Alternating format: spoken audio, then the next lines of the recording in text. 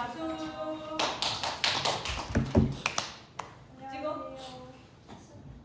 저희 교과적인 역량평가 지적장애 부분에 대해서 조사했고요. 지혜랑 선선아 자료조사하고 신여진이 PPT 제작하셨습니다. 그리고 목차는 문제풀이 및 답, 그 다음 개념 설명, 심리학적 이론, 문제 해결 방안 모색, 특수교사로서 전략적 접근 방법, 자기 성찰 및 비전 탐색, 그리고 출처가 있습니다. 저희 먼저 문제풀이 및 답을 작성했는데요. 저희는 2025년 특수학교 초등교육과정 B3번에 대해서 조사했습니다. 1번은 가해 A에 해당하는 개념을 지적장애 학생의 교육과정 구성 및 운영을 위한 기본 전제 중에서 쓰고, 2번은 밑줄 친 기업에서 공통으로 나타난 대치 의문 변동 현상을 좋은 방법의 측면에서 쓰는 문제였습니다. 먼저 A 부분에 대한 답은 최소 위험 가정 기준이었고, 2번은 파열음화였습니다. 최소 위험 가정 기준은 결정적 자료가 없을 때 교사가 잘못된 결정을 하더라도 학생에게 최소로 위험한 결과를 가져오도록 해야 한다는 의미를 가진 뜻이었고, 두 번째 파열음화는 파열음이 발음되는 방식과 상황이었습니다.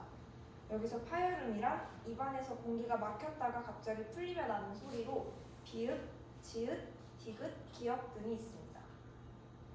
다음 문제는 나의 니은에 들어갈 내용을 과학적 개념에 근거하여 한 가지 쓰고 가의 B를 고려하여 나의 디귿에 들어갈 내용을 한 가지 쓰는 문제였습니다. 이 실험은 물에 녹지 않는 물질과 녹는 물질을 예측하는 실험이었고, 이에 대한 가설은 소금은 물에 녹는 물질이고 모래는 물에 녹지 않는 물질일 것이다 라고 세울 수 있었습니다. 그리고 나의 B를 보시면 선우는 과도한 식욕을 가지고 있다고 나와 있는데, 선우의 과도한 식욕을 고려하여 선우가 재료를 섭취하지 않도록 주의해야 한다가 이번의 답이었습니다. 마지막으로 3번은 다의 밑줄 친 니을을 방지하기 위하여 추가적으로 고려해야 할 실험 조건 한 가지를 쓰는 문제였습니다. 이 문제에 대한 답은 소금이 다 녹을 수 있을 만큼 소금의 양을 줄이는 것이었고, 다의 상황에서 생길 수 있는 오개념은 소금과 모래 둘 다 물에 녹지 않는다 였습니다. 이 문제에서 발생할 수 있는 오답은 물의 양을 늘린다 였는데, 본문에 같은 온도, 같은 양의 물이라고 제시되어 있기 때문에 이 답은 오답이라고 할 수 있습니다. 이번에는 아까 전에 보셨던 문제에 나온 장애 유형에 대해서 설명해 드리도록 하겠습니다. 저희 아까 문제에서 나왔던 장애 유형이 지적장애였습니다. 지적장애는 지능 발달의 장애로 인해서 학습이 불가능하거나 또 제한을 받고 적응 행동의 장애로 관습의 습득과 학습의 장애가 있는 상태를 말합니다. 네, 저희 지적장애의 특성을 주의 측면에서 본다면 첫 번째로는 선택적 주의 집중에 어려움이 있을 수 있고요. 두 번째로는 주의 집중 유지의 어려움, 그리고 세 번째로는 계획 수립, 동시에 많은 차원의 주의 집중과 학습 관련의 자극에 초점을 두는 것, 그리고 주의 이동과 불필요 자극 배제 등에 대한 어려움이 있습니다. 저희가 생각하기에는 이런 어려움을 연습이나 또는 컴퓨터 기반의 방법을 활용하여서 해결하면 된다고 저희는 작성을 하였고요. 기억적 측면에서의 특성으로는 첫 번째 단기 기억, 그리고 작동 기억의 어려움과 정보 처리 과정의 어려움, 그리고 기억력 결함, 느린 학습 속도의 특성이 있는데요. 저희는 여기서 자기관리 방법을 활용하게 되었는데요. 자기관리 방법에 대해서 조금 헷갈려 하실 수 있어요. 자기관리가 도대체 무엇인가? 자기관리는 약간 목표 설정 또는 자기 점검표 뭐 이런 것을 활용해서 자기가 스스로 자기관리를 하면서 더 기억적 측면에 도움을 많이 줄 수 있다는 것을 저희는 작성을 하게 되었습니다. 네, 그 다음으로 학습 측면에서의 특성입니다.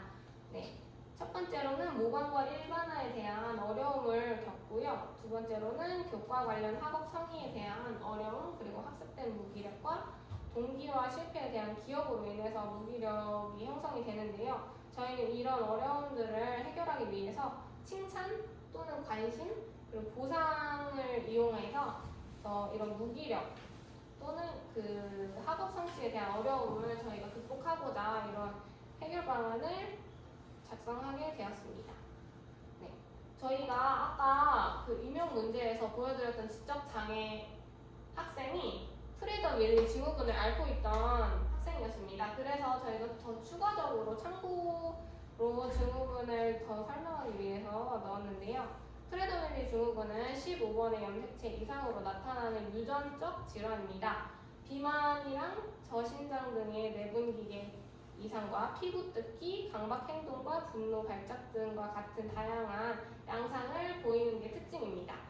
네, 여기서 프리더 윌리 증후군 아동은 비만과 근긴장 저하와 수면 장애 등 공통된 특성을 가지고 있지만 여기서 장기 기억, 동시적 과제 처리 능력은 다른 능력보다 우수하다는 것이 그들만의 특성이라고 볼 수 있습니다.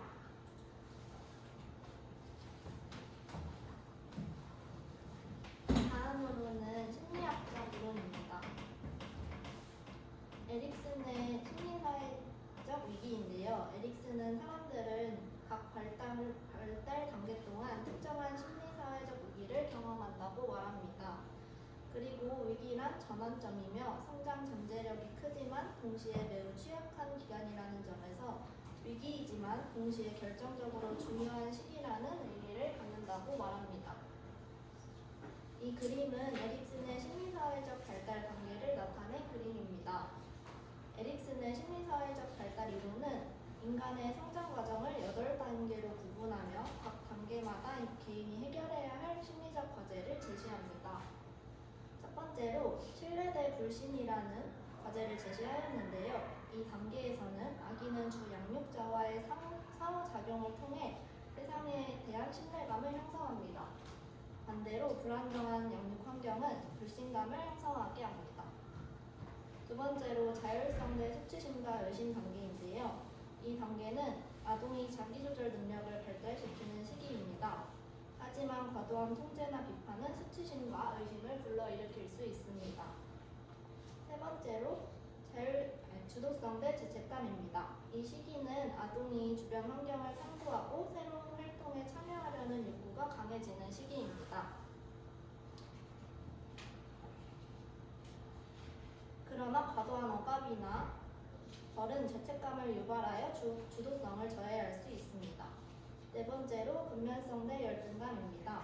이 시기는 학업, 친구관계, 스포츠 활동에서 성취감을 경험하며 근면성이 발달합니다. 반대로 실패나 좌절은 열등감을 유발할 수 있습니다. 다섯 번째로 정체성 대 혼돈입니다. 이 시기에는 자신의 가치관, 신념, 역할 등을 탐색하고 자신의 정체성을 확립하는 과정을 거칩니다. 이 과정에서 정체성 혼란을 경험하기도 합니다. 여섯 번째로 친밀감 대 고립입니다.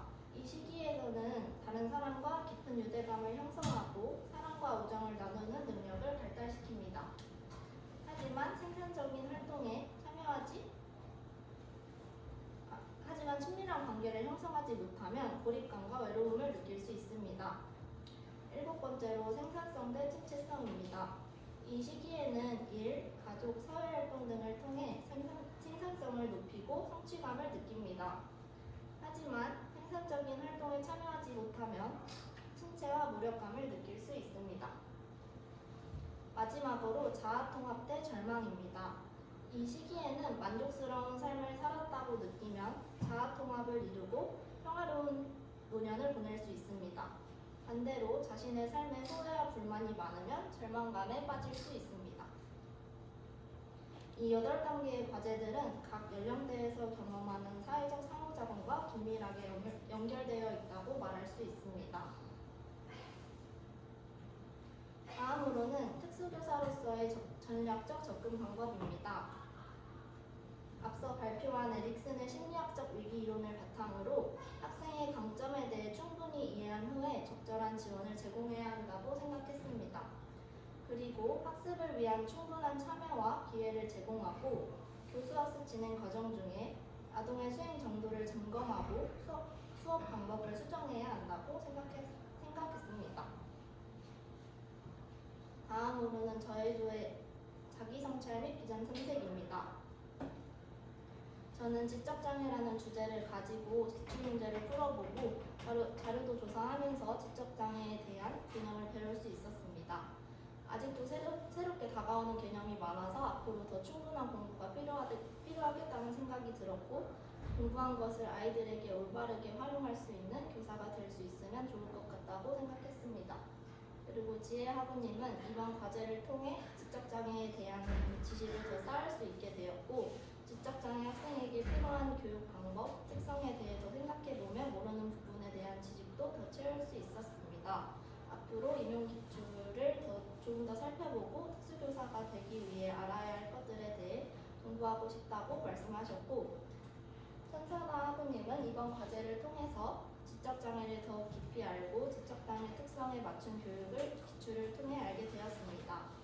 또 지적장애 특성에 맞춘 전략을 고민해보며 자신의 부족한 점 역시 찾을 수 있었습니다. 앞으로 임용준비 역시 열심히 하며 특수교육 전문가가 되어 많은 이에게 도움을 주고 싶다고 말씀하셨습니다.